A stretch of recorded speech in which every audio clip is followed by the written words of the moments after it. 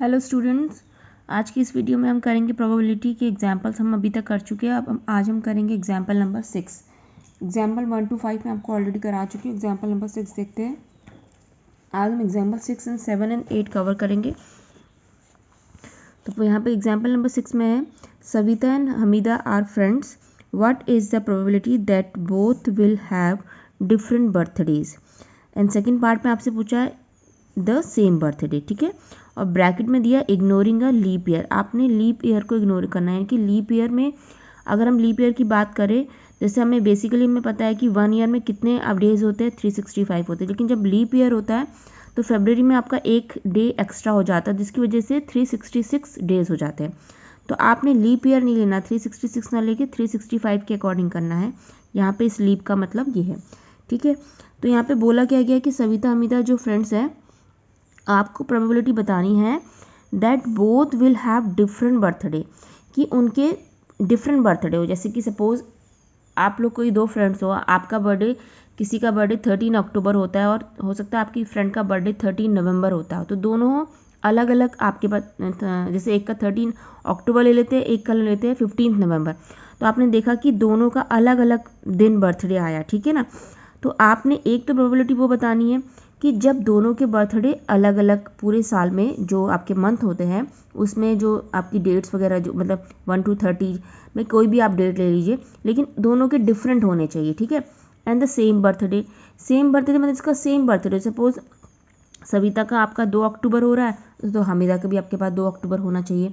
तो इस तरीके से आपने 2 केसेस आपको बताए हैं यहाँ पे। तो बहुत ईजी है। यहाँ पे देखिए कैसे करेंगे इस क्वेश्चन को।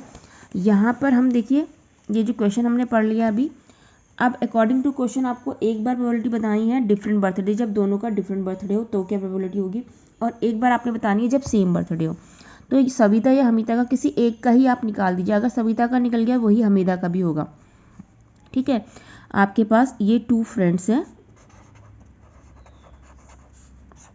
सविता एंड सेकंड है हमीदा, ठीक है। तो फर्स्ट पार्ट में जो आपसे पूछा गया है कि उनका क्या होना चाहिए, डिफरेंट बर्थडेज पूछा है कि आपका प्रोबेबिलिटी आपको बतानी है कि दोनों का बर्थडे डिफरेंट हो। और सेकंड पार्ट में आपसे पूछा गया है सेम बर्थडे,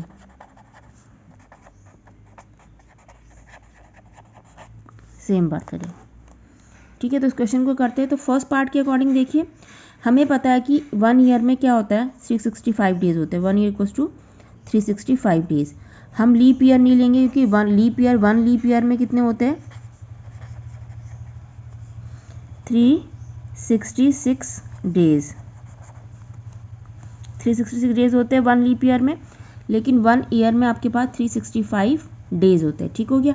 तो फर्स्ट पार्ट में आप देख सकते हैं, इसमें हम क्या करेंगे, हमसे बोला है कि सविता और हमीदा का आपने प्रोबेबिलिटी बतानी है अगर उनका बर्थडे डिफरेंट उसमें होता है, डिफरेंट डेट्स में होता है, डिफरेंट मतलब उसमें होता है डिफरेंट बर्थडे, अलग अलग बर्थडे जिनका होता है, तो हम किसी एक का निकाल देता है, ठीक है, निकाल देते हैं।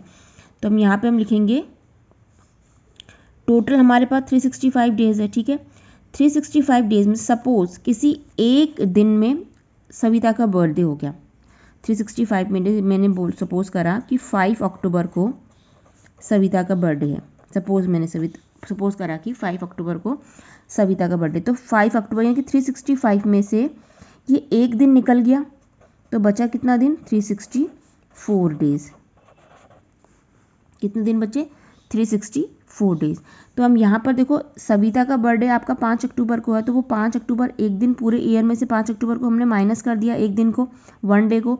तो 364 डेज आपके पास जितने बचेंगे, ये बचे हुए दिनों में आपके पास किसका बर्थडे आ जाएगा, हमीदा का, है ना। अगर एक दिन हमें एक की डेट पता चल गई तो बाकी के 364 डेज में कभी भी हमीदा का बर्थडे होगा, ठीक है। हमीदा का बर्थडे हम कभी भी एज्यूम कर सकते हैं कि हमीदा का बर्थडे 5 अक्टूबर के अलावा कभी भी हो सकता है। तो डिफरेंट बर्थडे, देखो दोनों के डिफरेंट बर्थडे के लिए हम क्या लिखेंगे, यहाँ पे प्रोबेबिलिटी आपको फाइंड करनी है।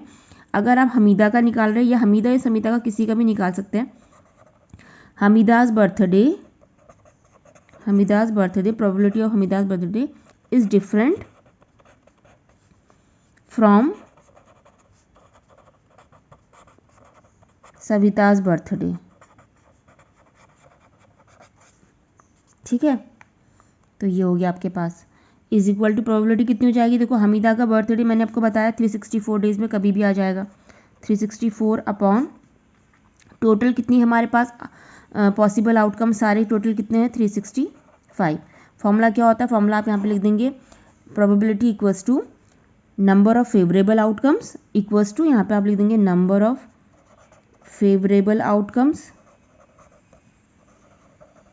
Upon total outcomes. ठीक है, तो इसी तरीके से यहाँ पे आप probability of Savita's birthday is different from Hamida birthday निकालेंगे।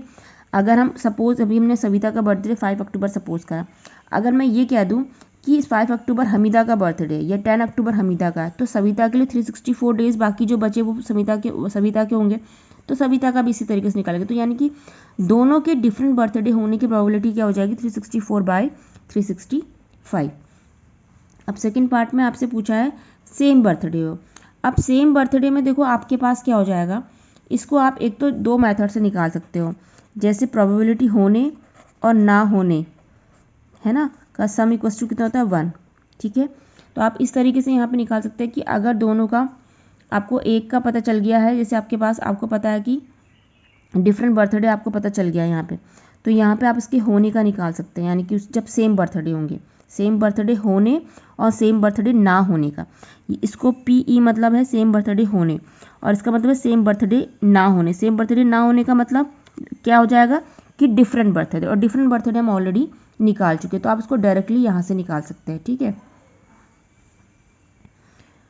अगर मैं यहाँ से निकाल के दिखाऊं तो कितना हो जाएगा, देखिए सेम बर्थडे अगर उसका होगा ये आपको निकालना है, ठीक है, प्लस सेम बर्थडे ना होना यानी कि डिफरेंट बर्थडे कितना था आपके पास 364/365। पहले मैं आपको यहाँ से निकाल के दिखाऊंगी, देन मैं आपको डायरेक्ट निकाल के दिखाऊंगी। तो प्रोबेबिलिटी कितनी आ जाएगी, मैंने अभी प्रोबेबिलिटी को ई से ही मेंशन करा है क्योंकि सविता और हमीदा ये दोनों के लिए निकल रही है। ठीक है, तो ये 364/365 उधर जाके माइनस का हो जाएगा,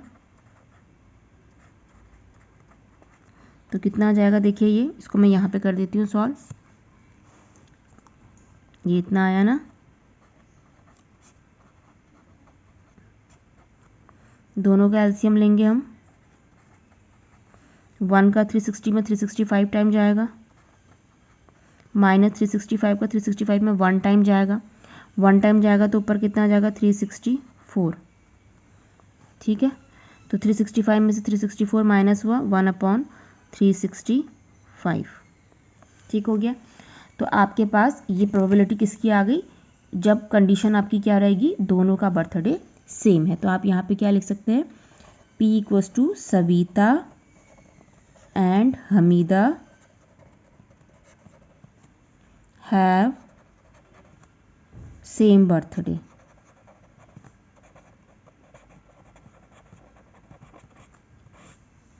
इज इक्वल टू, आप डायरेक्ट आंसर इस तरीके से उसके बाद ये पूरा जैसे आपने ये लिखा उसके बाद आप ये रिप्रेजेंट करा के डायरेक्ट ये आंसर लिख देंगे यहाँ पे।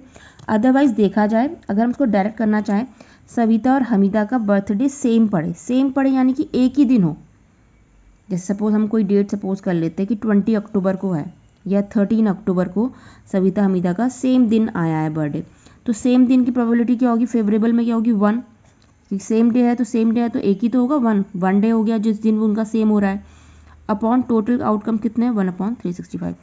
तो इसको अगर डायरेक्ट समझे तो आप डायरेक्ट ऐसे कर सकते हैं, अदरवाइज आप ऐसे भी कर सकते हैं। तो एग्जाम्पल नंबर 6 कंप्लीट होता है। अब हम करेंगे एग्जाम्पल नंबर 7।